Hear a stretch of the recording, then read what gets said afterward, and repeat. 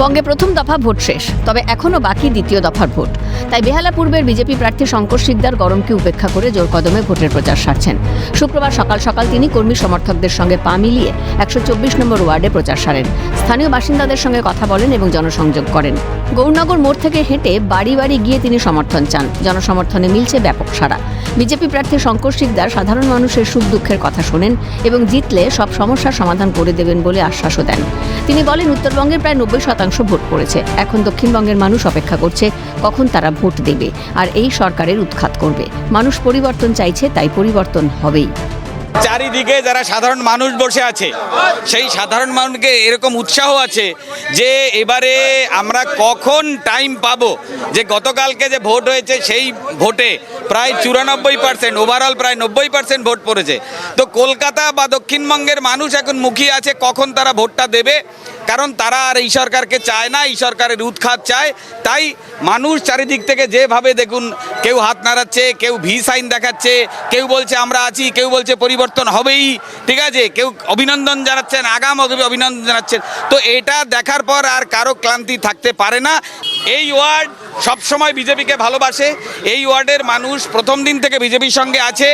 তারা বিজেপিকে প্রতিবার লিড দিয়ে এসছে, কিন্তু এবার যেহেতু এই ওয়ার্ডের ছেলে বিধানসভায় দাঁড়িয়েছে, তাই তারা সংকল্প নিয়েছে কমসে কম 10 থেকে 15 হাজারের লিড এই ওয়ার্ড থেকে তারা দেবে।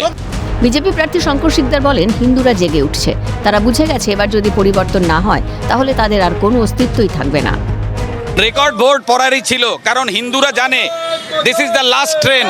এই ট্রেনে যদি আমরা না উঠতে পারি তাহলে অ্যাজ এ হিন্দু হিসাবে আমাদের এক্সিস্টেন্স এই পশ্চিমবাংলায় থাকবে না।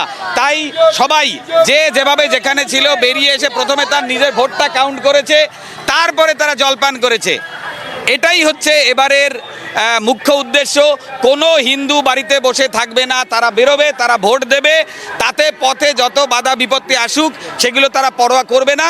এবং তাদের যে সংকল্প, পরিবর্তনের যে সংকল্প, মোদিজির যে সংকল্প 2047 সালে যে বিকশিত ভারতের সংকল্প, এই টোটালটা মিলিয়ে পশ্চিমবাংলার মানুষ এখন পরিবর্তনমুখী হয়ে গেছে।